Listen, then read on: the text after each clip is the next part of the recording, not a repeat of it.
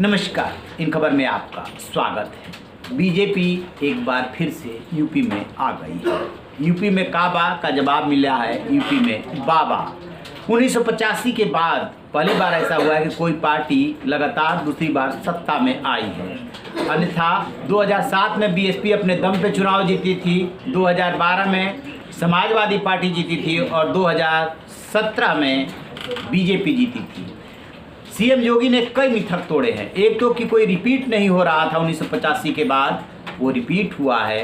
दूसरी बात कि जो नोएडा आया वो मुख्यमंत्री नहीं रहा। योगी कई बार नोएडा आए, मुख्यमंत्री फिर भी बने रहे। ये भी मिथक उन्होंने तोड़ दिया है। लेकिन पश्चिमी उत्तर प्रदेश में बीजेपी को धक्का लगा है।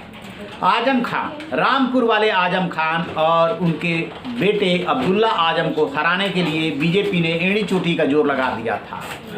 आजम खान को हराने के लिए अपने पार्टी प्रत्याशी आकाश सक्सेना के अलावा नावेद मियां को कांग्रेस ने उतारा था, लेकिन आजम खान को कोई रोक न सका।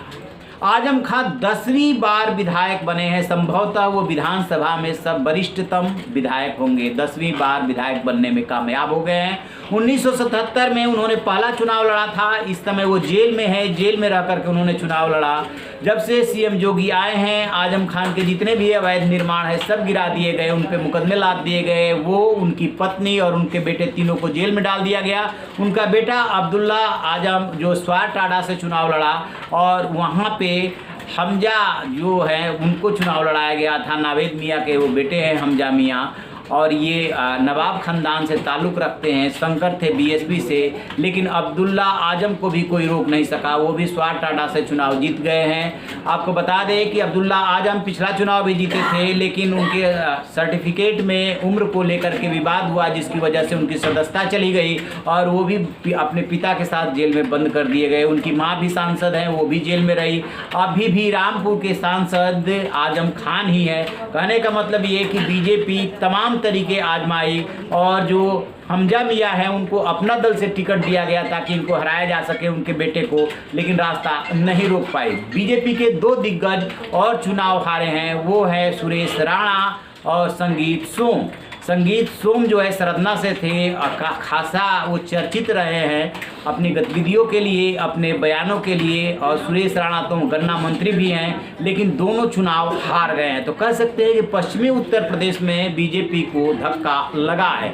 और यदि दूसरे लिहाज से इसकी एनालिसिस करेंगे तो पाएंगे कि किसान आंदोलन पश्चिमी उत्तर प्रदेश तक कहा जाता है कि सीमित रहा, तो वो आंदोलन का असर नहीं दिखा जितनी की उम्मीद की जा रही थी। जो राकेश टिकैत दावा करते थे कि बीजेपी हारेगी, उस राकेश टिकैत की बात सही साबित नहीं हुई। पश्चिमी उत्तर प्रदेश में उसकी सीटें तो कम हुई है, लेकिन उसको हरा नहीं पाया। यदि गाजियाबाद नोएडा के ही एनालिसिस करें, हापुड़ को ले, गौतम बुद्ध नगर की सीटों के लिए, मेरठ की सीटों को ले, तो आप पाएंगे कि बीजेपी की कुछ सीटें कम हुई है, लेकिन बहुत ज़्यादा उसको सीटों का नुकसान नहीं हुआ है। ओवरऑल यदि बीजेपी 267-68 तक पहुँचती है तो उसको सीटों का नुकसान जो है लगभग जो है 55 सीटों का होने जा रहा है। और समाजवादी पार्टी थी 3 गुना तक पहुंच चुके, 47 सीटें थी उसकी। यदि वो 130 तक आती है तो लगभग जो है आप कह सकते हैं कि 3 गुने से थोड़ा सा कम।